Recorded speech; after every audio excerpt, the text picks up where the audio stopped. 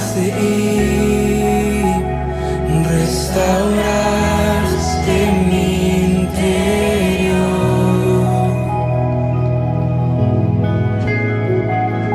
Purificado soy por tu gracia y tu favor,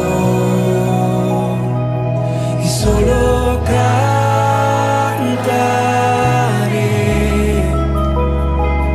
a ti, Jesús. Mis manos levantaré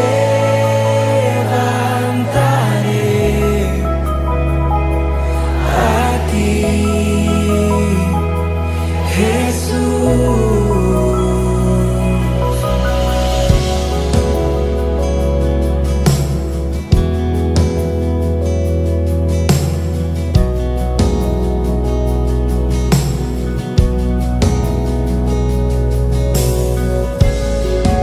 Seguro en ti estoy, eres mi principio y fin. Me diste libertad y eterna salvación. Solo cantaré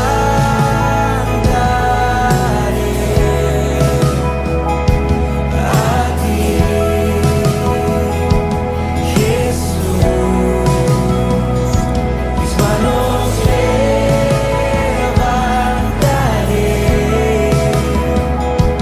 a ti, Jesús. Y solo cantaré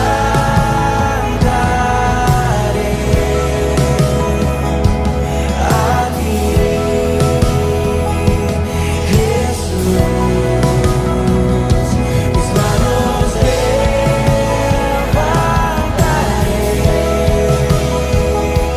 a ti,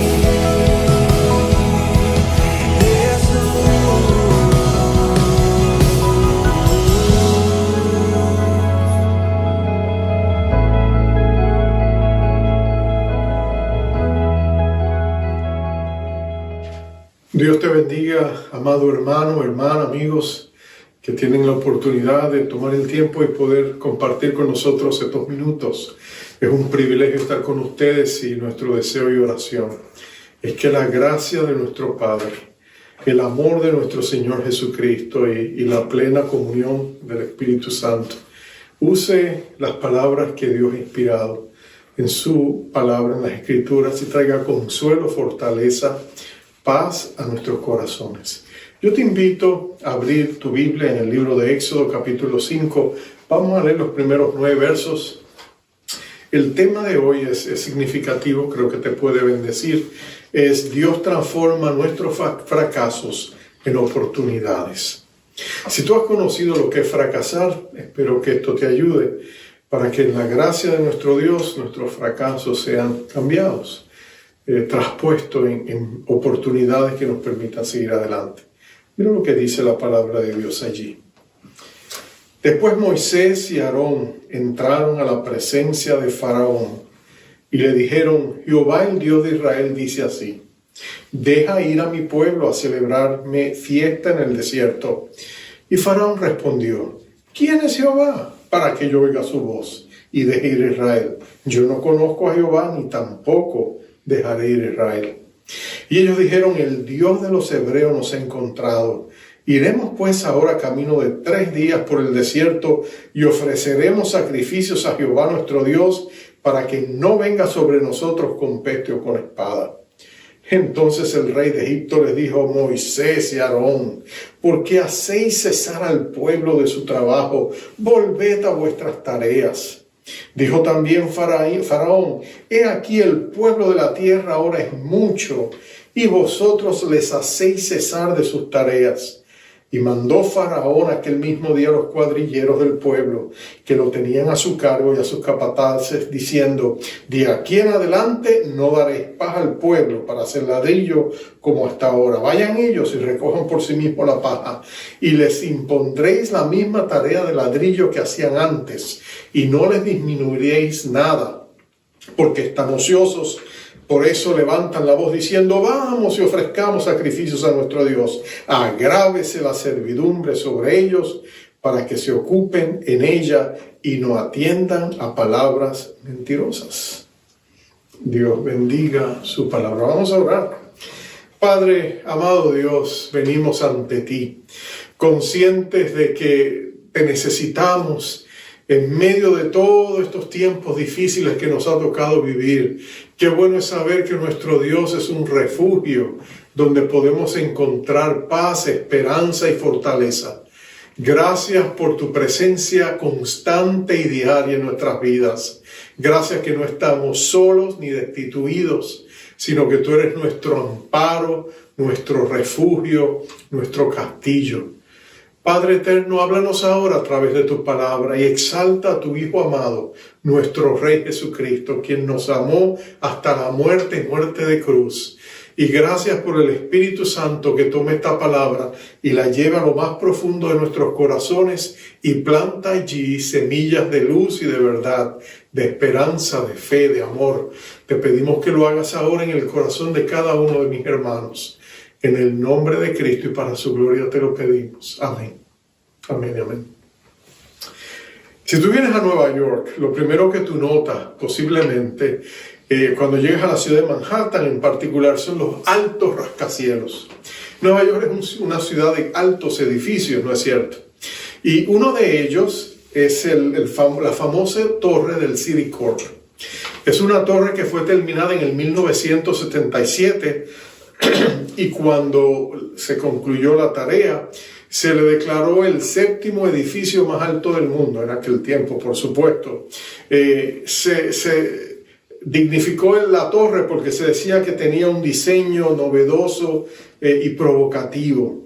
El ingeniero estructural que la hizo, William Le Mesurier, dice que él diseñó la estructura de acero y tal fue el éxito y la aclamación del éxito de su construcción que fue elegido a la Academia Nacional de Ingenieros en Estados Unidos.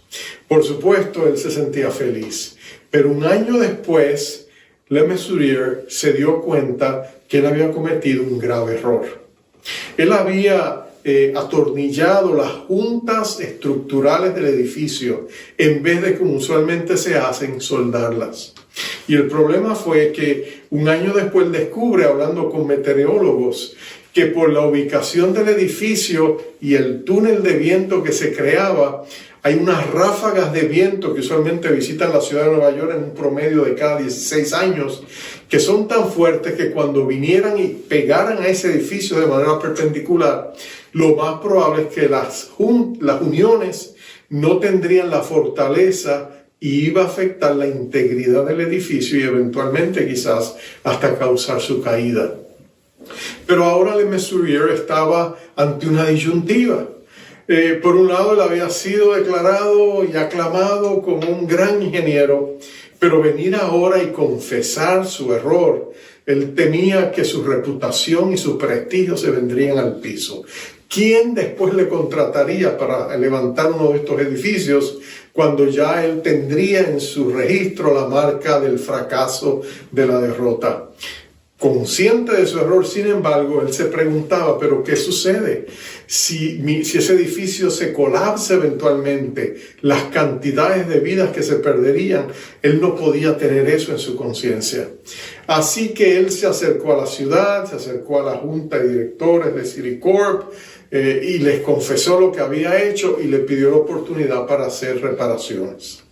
Se lo concedieron, se hicieron anuncios públicos, por supuesto, y él pudo con otros ingenieros crear la estrategia correctiva, se pudo hacer el trabajo, y aunque él pensaba que las consecuencias serían negativas para su reputación, el resultado fue todo lo contrario.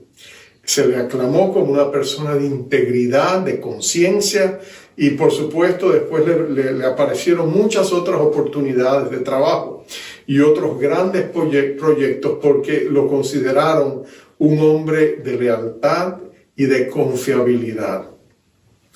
Lo que pudo haber sido el fracaso más grande de su vida terminó siendo una afirmación y también la apertura de mejores y grandes oportunidades. ¿Por qué te digo esto? Porque cuando se trata de la palabra de Dios y del Dios que nosotros conocemos, lo cierto es que Dios se especializa en transformar grandes fracasos en grandes oportunidades. Y si tú sabes lo que es fracasar, y quién no sabe lo que es el fracaso, fracasamos en la vida de diferentes maneras, cometemos errores, equivocaciones, a veces tomamos el camino indebido y nos encontramos en circunstancias desfavorables, a veces echamos a perder las cosas buenas que tenemos, en fin, todo ser humano conoce posiblemente lo que es la amargura del fracaso. Pero mira esto, si nosotros traemos nuestros fracasos a Dios y venimos a Él con sinceridad, nadie como Dios para ayudarnos a rectificar nuestros errores, ayudarnos y transformarnos para levantarnos y restaurarnos de nuestros errores, y más aún a veces hasta para vindicarnos y darnos nuevas oportunidades. Mira la situación de Moisés. Moisés era una historia de fracaso. El hombre que había llegado a ser un príncipe de Egipto había sido exilado en vergüenza, en desgracia y en fracaso. Él había tenido que correr por su vida, abandonar toda su opulencia, toda la riqueza de Egipto, para irse a refugiar a un desierto. Y allí por otros 40 años, él deshojó el calendario de su vida, quizás con su mente llena de los fantasmas que habían quedado atrás, hasta que Dios se le aparece y Dios le comisiona para que regrese a Egipto, el lugar de su derrota, el lugar donde él había conocido su fracaso, al lugar donde él tenía enterrado todos sus fantasmas, para volver a completar una misión que él había intentado hacer en el pasado y había fracasado rotundamente. El llamado y la comisión de Dios eran grandes, era liberar al pueblo de Dios. Pero por supuesto Moisés, ya un hombre de 80 años, estaba lleno de inseguridades, estaba lleno de ansiedad, de temores, consciente de sus limitaciones humanas, y él no estaba seguro de que él podría hacerlo. Por supuesto, él aún así decide llegar hasta allá. Pero lo que tú tienes que recordar, y este es mi primer punto, que cuando tú te acercas a Dios y le pides que te levante de tus fracasos, Dios va a estar más interesado en ti como persona que en lo que Él pueda hacer a través de ti. En otras palabras, Moisés iría a Egipto con una misión, pero Dios estaba interesado en el hombre. Él conocía sus heridas, él conocía sus luchas, él sabía las cicatrices que llevaba en su corazón, y Dios va a traer sanidad y fortaleza a su vida, porque nuestro Dios es un Dios personal. A veces las grandes compañías, los grandes y altos ejecutivos no se preocupan mucho del personal, de la gente que trabaja. A veces los consideran como un número, toman sus decisiones de una manera muchas veces alejada y ajena a las circunstancias de las personas que trabajan allí. Pero ese no es Dios. Dios conoce a cada persona por nombre. Él la tejió, dice el Salmo 139, en el vientre de su madre. Dios es el creador y el sustentador de toda la vida. El Dios que creó a cada ser humano de una manera única y diferente, mostrando la gran diversidad que Él tiene en su gusto, sin duda alguna que Él se interesa por cada uno de sus criaturas. Y por eso Moisés va a recibir la gracia de Dios para poder completar esta tarea. Pero la gracia de Dios no solamente va a ser capacitadora, le va a permitir cumplir la misión, va a ser transformadora, va a cambiarlo desde adentro para afuera. Lo primero que Dios hace es que cuando Él regresa, Él se encuentra con su ayudante, su hermano Aarón, que tenía 3 años más que él. Si él había pensado en un ayudante joven que fuera más vigoroso, que le ayudara, Dios le tenía una sorpresa. Su ayudante sería su hermano mayor, Aarón. Y lo interesante es que cuando los dos se juntan, ¿te imaginas el reencuentro de Moisés con su familia? El hijo perdido ha vuelto a casa, el hijo pródigo ha regresado, y ahora cuando escuchan de sus labios lo que Dios le ha dado, Aarón le lleva a tener un encuentro con todos los líderes y ancianos de la nación de Israel. Y cuando él tiene ese encuentro, lo encuentras en el capítulo anterior, en el verso 28 del capítulo 4, dice: entonces contó Moisés a Aarón todas las palabras de Jehová que le enviaba y todas las señales que le había dado. Y fueron Moisés y Aarón y reunieron a todos los ancianos de los hijos de Israel, y habló Aarón acerca de todas las cosas que Jehová había dicho a Moisés, e hizo las señales delante de los ojos del pueblo. Y mira la reacción: y el pueblo creyó. Y oyendo que Jehová había visitado a los hijos de Israel que habían visto su aflicción, se inclinaron y adoraron. Mira qué tremenda recepción. Tiene que haber sido una escena emotiva. Tiene que haber sido un encuentro tremendo. Este pueblo que estaba viviendo desesperanzados, que habían levantado un clamor a Dios, pero no sabía si habían sido escuchados, ahora se dan cuenta de que Dios está por ellos y que ya no están solos y derribados, porque ningún hijo de Dios es abandonado ni desamparado por su Padre Celestial. Eso sin duda llena a Moisés de gran ánimo, porque al siguiente día ellos salen de allí y van a ir directamente a la presencia de Faraón. Ellos sin duda llegan ante Faraón con un gran optimismo y grandes expectativas. Si Moisés está pensando, si nota como mi familia me recibió, si nota como mi pueblo me ha recibido, mira toda la afirmación que me has dado, sin duda que esto se resuelve hoy. Basta que yo vaya ante Faraón, le diga la demanda del Dios Todopoderoso, y Faraón va a claudicar y va a decir: salgan ya. Él pensaba que eso sería una victoria rápida, pero es todo lo contrario. Cuando él se presenta frente al hombre más poderoso del mundo y le dice lo que Dios quiere hacer, la respuesta de Faraón es sencilla. Él le dice: ¿quién es Jehová? Pero nota que no se trata de una declaración de ignorancia, es una declaración de menosprecio. Él lo que está diciendo es: yo tengo el panteón de dioses egipcios, yo mismo soy considerado Dios.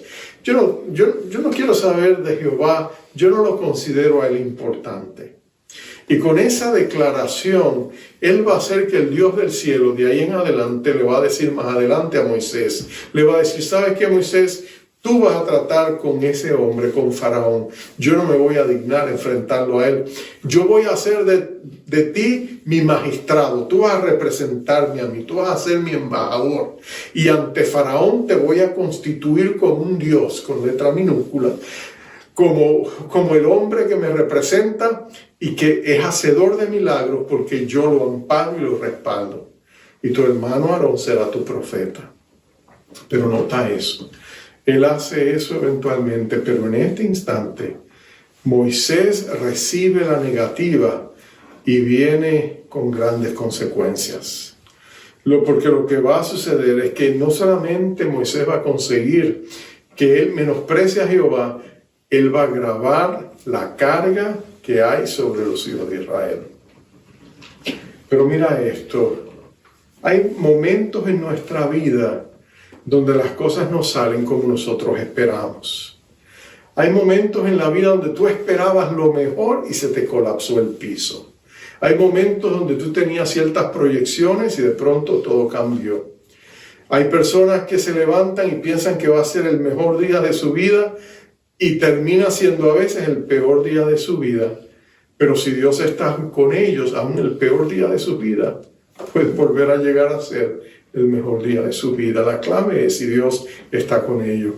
Recuerdo la historia de Norman Vincent Peale, un pastor aquí en Nueva York de años atrás, un hombre muy usado por Dios.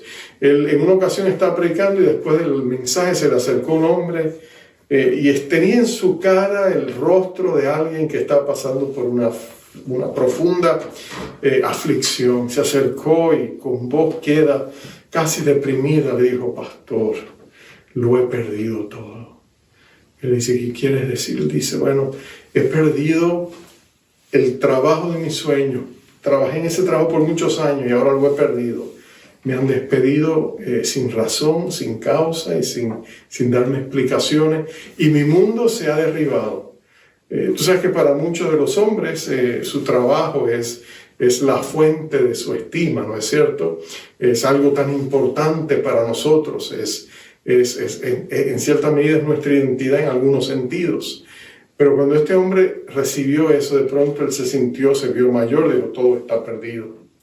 Él dijo: voy a perder la casa, voy a perder la oportunidad de los hijos en las universidades. Todo su mundo se le vino abajo. Y el pastor Vincent le dijo con mucha sabiduría: con que lo has perdido todo, ven acá, tu esposa está todavía contigo. Y él le dijo: oh, sí, no, mi esposa me apoya. ¿Y tus hijos todavía están a tu favor? Oh, pues claro, mis hijos me dicen: no te preocupes, papá, estamos contigo. Oh, ¿y qué de tu fe? ¿Tu fe todavía está ahí?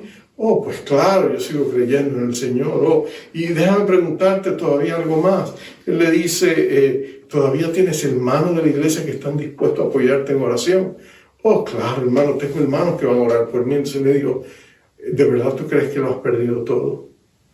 Y ahora con una sonrisa le dijo: no, tiene usted razón, no lo he perdido todo. Y le dijo: si tienes a Dios, lo tienes todo. Dios te va a levantar de este aparente fracaso. Y así lo hizo. Unos meses más tarde, Dios le dio un mejor trabajo. Y él pudo salir adelante por la gracia de Dios. Porque nadie como Dios para usar nuestros fracasos y transformarlos en oportunidades. Así que Moisés sabe eso. Pero le han dicho ahora al pueblo de Israel: ¿saben qué? Ustedes están ociosos, dice Faraón, por lo tanto vamos a agravar su carga.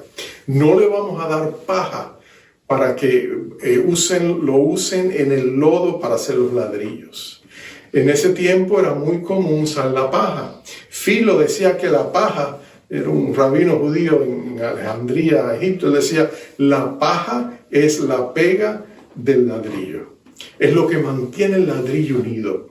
Y la razón, científicos dicen que tiene validez, porque cuando la paja se une al barro bajo el intenso sol abrasador de Egipto, succiona o deja suelta un ácido que da más cohesión a todo el ladrillo. Y es interesante que ellos estaban conscientes de eso. Así que cuando ellos le dicen: ahora no les vamos a dar paja y ustedes tienen que buscar la paja, sin que se les reduzca la cantidad esperada de producción, el pueblo, por supuesto, se enoja. ¿Y con quién se enoja? ¿Con quién más? Sino con Moisés y con Aarón.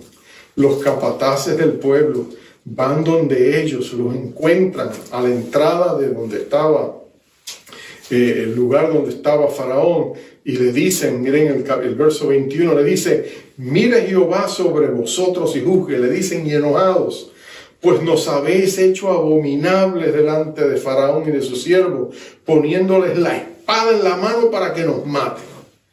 ¿Te imaginas eso? ¿Cómo se sintieron Aarón y Moisés? Se sintieron probablemente afligidos y dolidos, porque esa no fue la intención. Así que ellos esperaban que Dios hiciera algo y se sintieron desilusionados por lo que había sucedido. ¿Qué hacemos cuando sentimos que hemos fracasado? Cuando sentimos que a la 11ª hora el Dios que nos iba a salvar no apareció y de pronto nos chocamos con el fracaso y enfrentamos la situación. ¿Qué hacemos en ese entonces? Bueno, lo que tenemos que hacer es llevar ese momento a Dios. Lleva a Dios tus fracasos y deja que Él los redima. Y eso es precisamente lo que Moisés va a hacer. Si tú sigues leyendo el verso 22 y 23, mira lo que dice. Entonces Moisés volvió a Jehová y dijo: Señor, ¿por qué afliges a este pueblo? ¿Para qué me enviaste? Porque desde que yo vine a Faraón para hablarle en tu nombre, has afligido a este pueblo y tú no has librado a tu pueblo. En otras palabras, Moisés expresa lo que siente, y lo que él siente es desilusión. Él se siente defraudado, pero nota la sinceridad. Moisés había esperado una fácil liberación, automática, instantánea. Dios lo había enviado, así que él pensaba que el camino iba a estar abierto y despejado. Él no pensaba que iba a encontrar obstáculos. Si Dios está con nosotros, sencillamente, ¿quién contra nosotros? Quizás como Pablo decía. Pero lo cierto es esto: el que Dios esté por nosotros, la pregunta es ¿quién puede enfrentar a Dios? Pero déjame decirte, muchos lo van a intentar.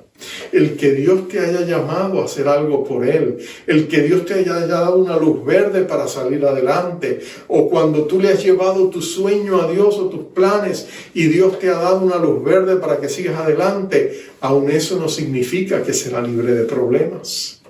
Eso no significa que no van a haber obstáculos. Al contrario, tu fe va a ser probada, tu fe va a ser puesta bajo el crisol de la oposición.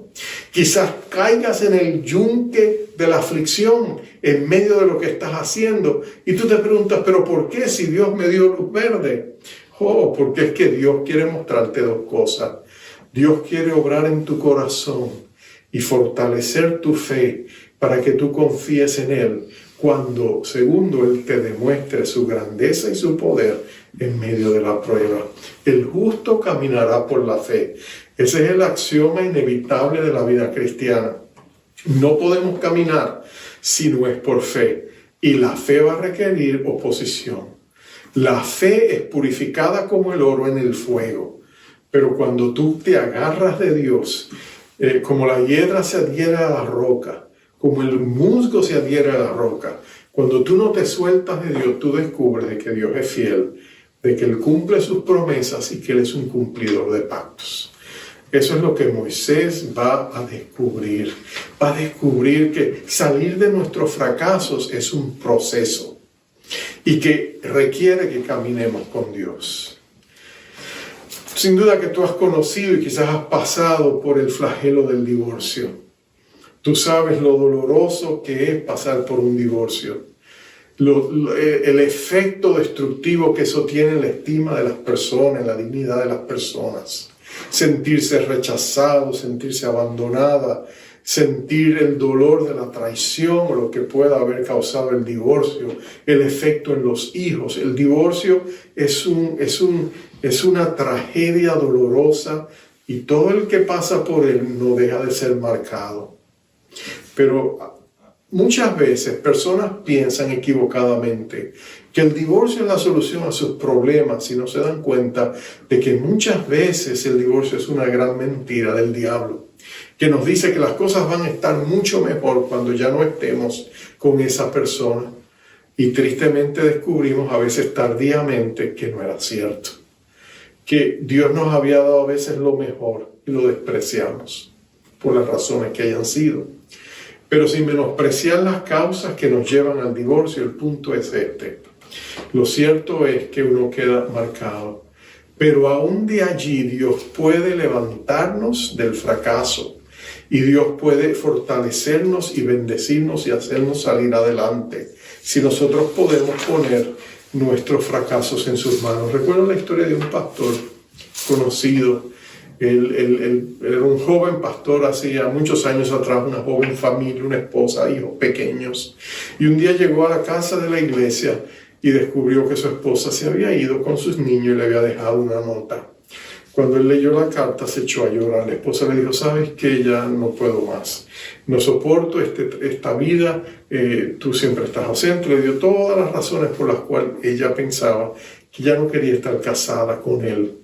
Lo cierto es que él había cometido errores, había envuelto mucho en el ministerio, había sido negligente con su hogar, pero aún así él pensó que se podría salvar. Él se montó en un avión, viajó hasta Ohio, donde vivía su esposa, ahora con sus padres, y le rogó, le pidió, le imploró una segunda oportunidad, le dijo que iba a cambiar, le dijo que estaba dispuesto, era consejería, pero por las razones que fuesen su esposa se paró en él no, y él no pudo reconciliarse con ella. En la denominación en que él servía, le dijeron, no, si no, o sea, tú no puedes servir como pastor en nuestra denominación, en nuestras iglesias, si tú estás divorciado. Así que él perdió todo, perdió su familia, perdió su iglesia, perdió su carrera. Él se sentía totalmente abandonado por Dios. Él recuerda la vez, nos contó, cuando caminando por una playa en California, solas con Dios y llorando amargado y reclamándole a Dios y no sabiendo qué hacer, finalmente le dijo, ¿sabes qué, Señor?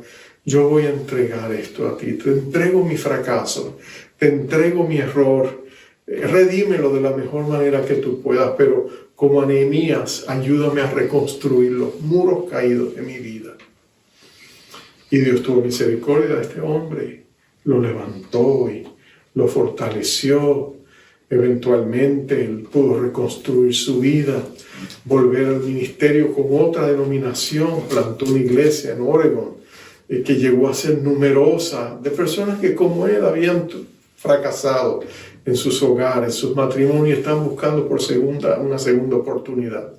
Para cortarte la historia, recuerdo cuando le conocí, él me contó las cosas preciosas que Dios estaba haciendo en su vida, pero siempre con un dejo de tristeza y con herida, de que él había fracasado, pero en su gran misericordia Dios lo había recogido.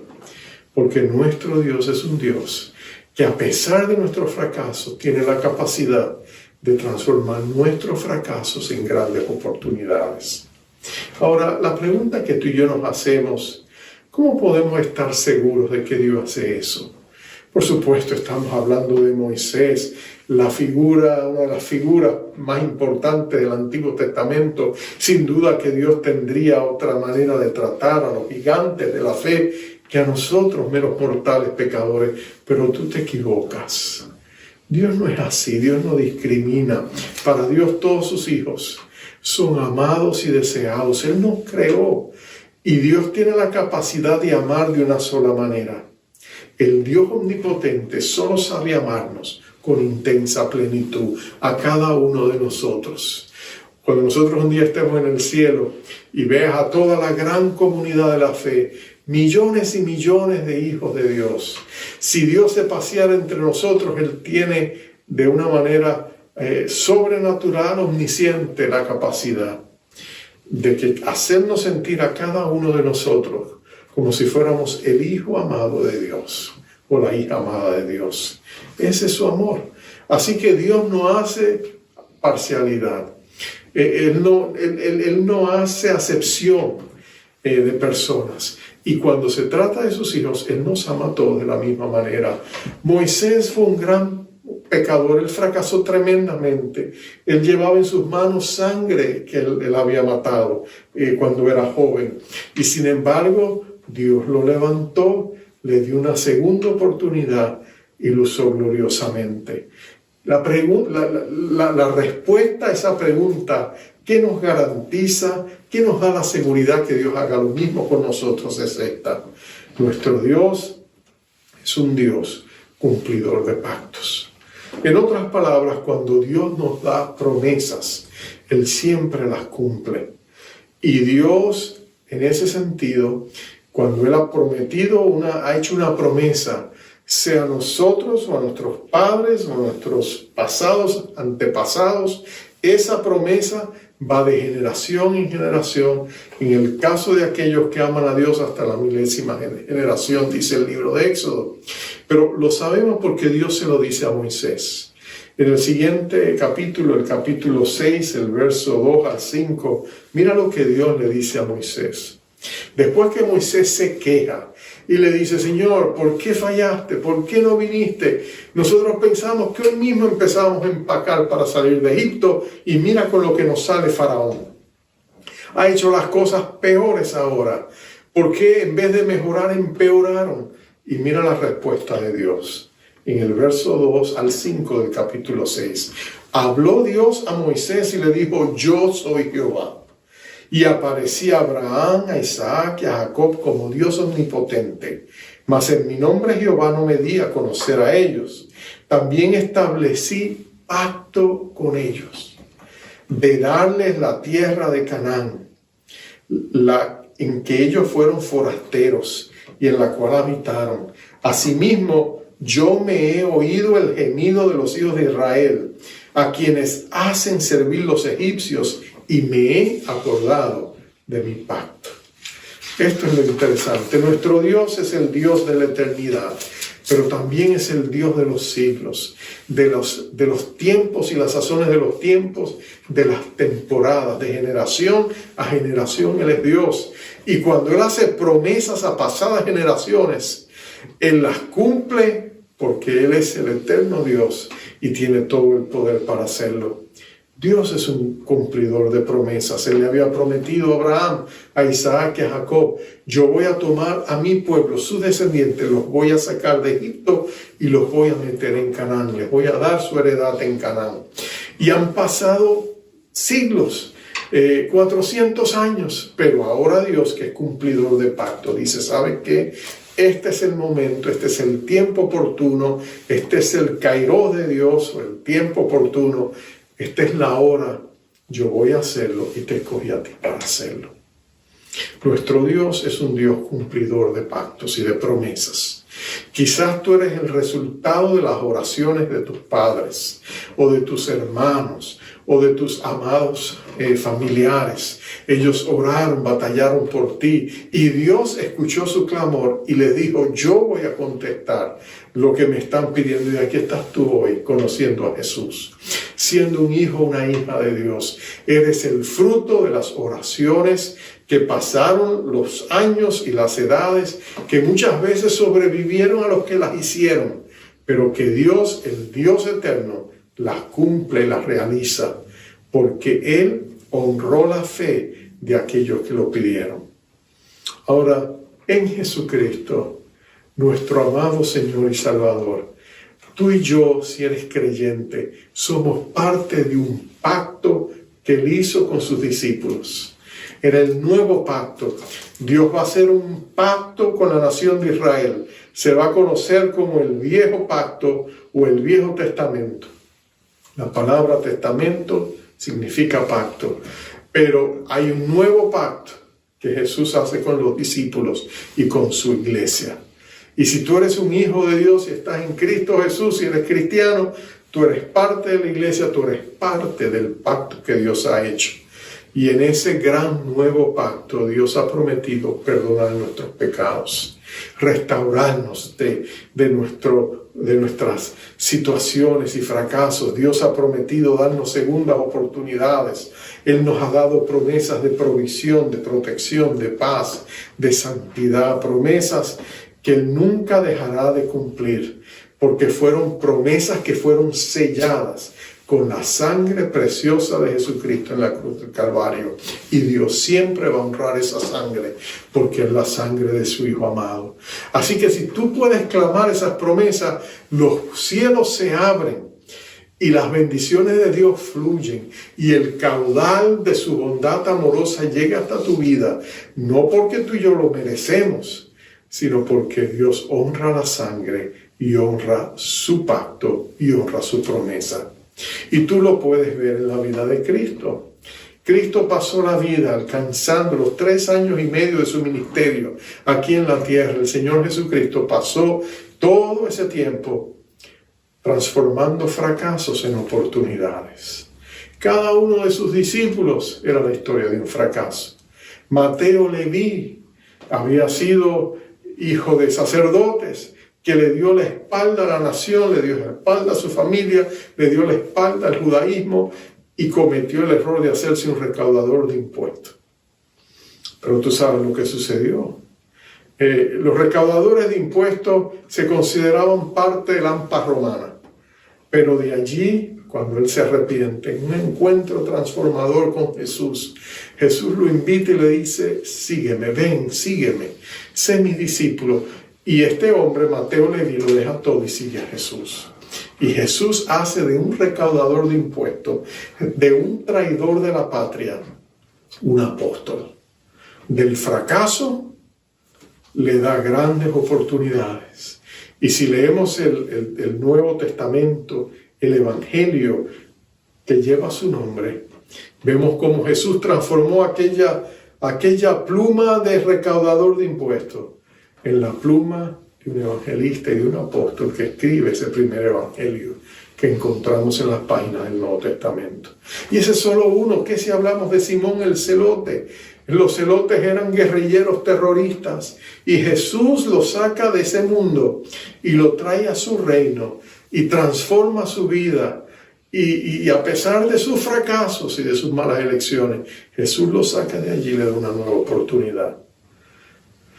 Te he hablado solamente dos. Podría hablarte de Pedro, o te podría hablar de Nicodemo, que se había escondido detrás de un mundo de pura religiosidad, cuando en su corazón habían luchas internas y batallas a las cuales no tenía respuesta.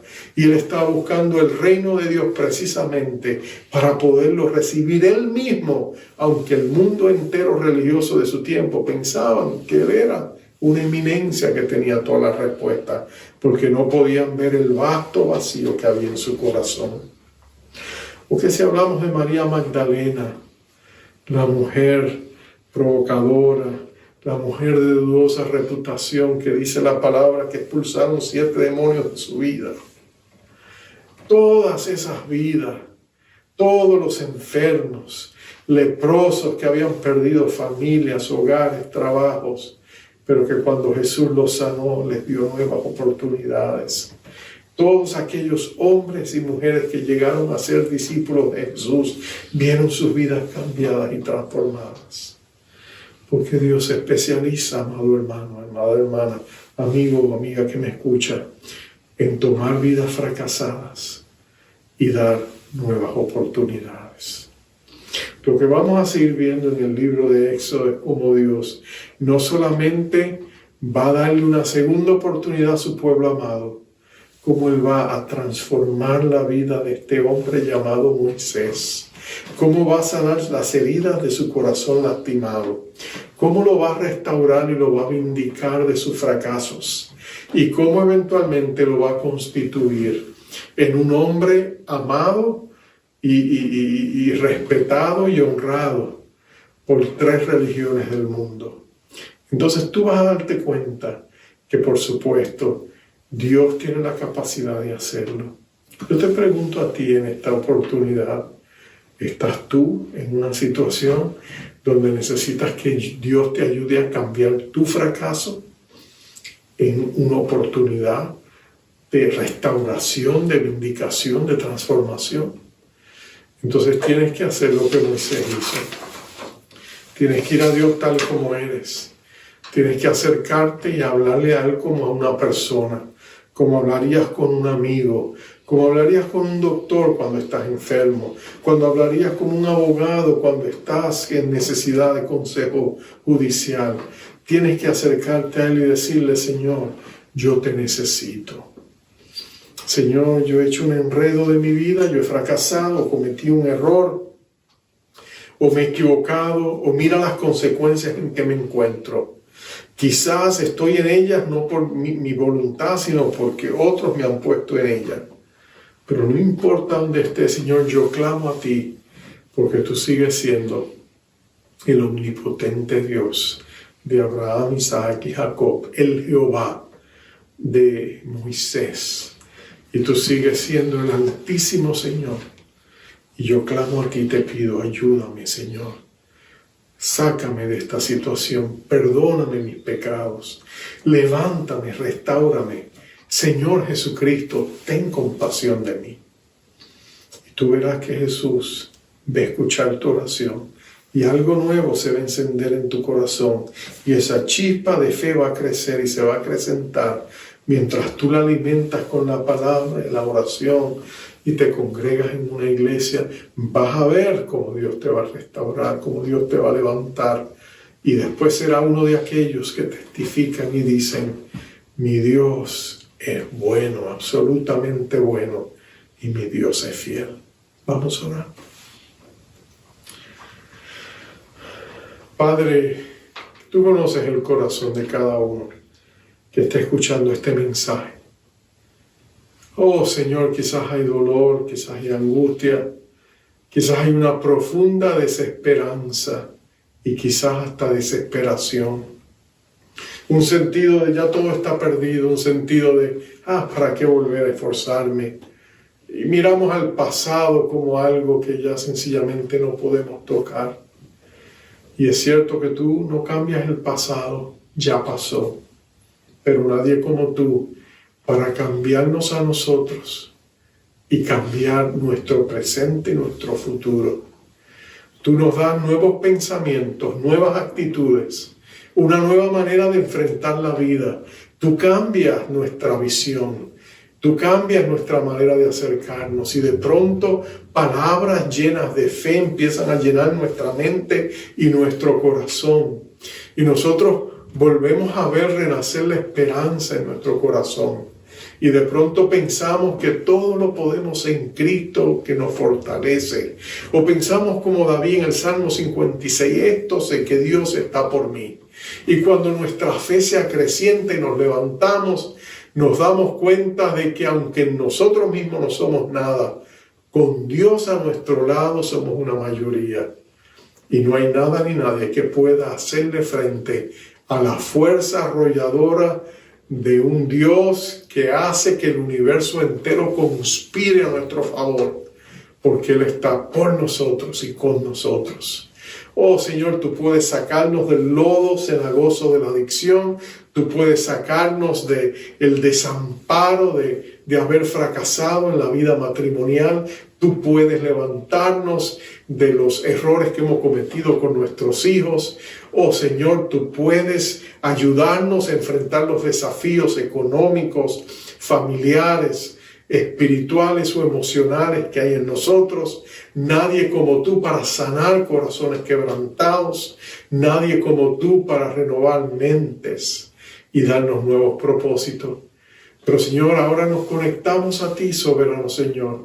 Oh Cristo amado, ven, mira el clamor y el gemir del corazón de mis hermanos, de mis amigos, y trae y siembra semillas de luz y de verdad en sus corazones. Y déjales saber que tú eres el Dios de toda esperanza, el Dios de todo consuelo y el Dios de lo imposible. En el nombre glorioso de nuestro Rey Jesucristo, así lo creemos, así lo declaramos y así te lo imploramos para gloria de Él. Gracias por escucharnos. En ti está puesta nuestra esperanza ahora. Gracias, oh Dios, en Cristo Jesús. Amén, amén y amén. Amado, mi deseo es que esta palabra te haya traído ánimo y fortaleza y más que nada esperanza, porque la esperanza es lo último que se pierde. Pero mientras hay vida hay esperanza, y mientras hay esperanza hay vida. Te envío ahora con la bendición del Señor. Como Él comisiona en Números capítulo 6, Jehová te bendiga y te guarde. Jehová haga resplandecer su rostro sobre ti y tenga de ti misericordia. Jehová alce sobre ti su rostro y ponga en ti paz. Dios te bendiga. Se quedó conmigo en el fracaso, en mi oscuridad y mis momentos bajos. Y a pesar de conocerme tal cual soy, se quedó conmigo y sin reproche. Él me acompañó cuando perdí mi norte. Y a pesar de conocerme tal cual soy, se quedó y sigue aquí. Porque dijo que estaría conmigo hasta el final, porque prometió la obra terminar. Él sigue aquí. No me dejará cuando en mi fe se meta el sol, cuando tropiece y piense que no hay solución. Él me guiará con la paciencia de su amor. Él sigue aquí.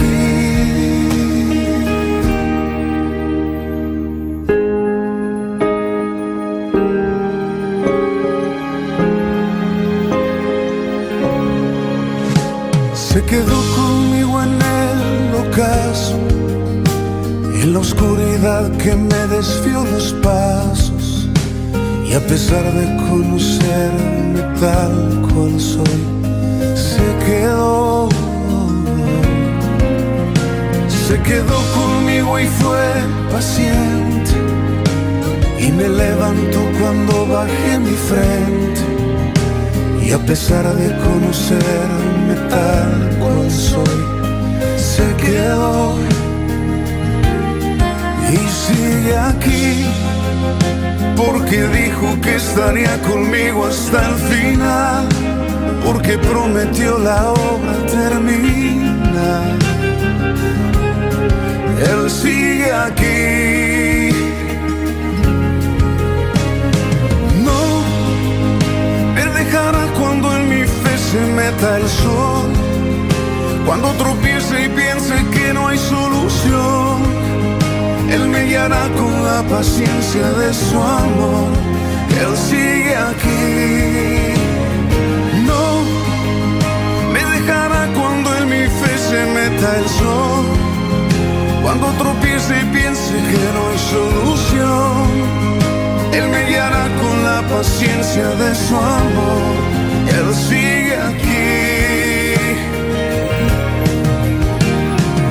Aunque a veces dudo y retrocedo, aunque a veces pienso que no puedo, Él sigue aquí. Él sigue aquí.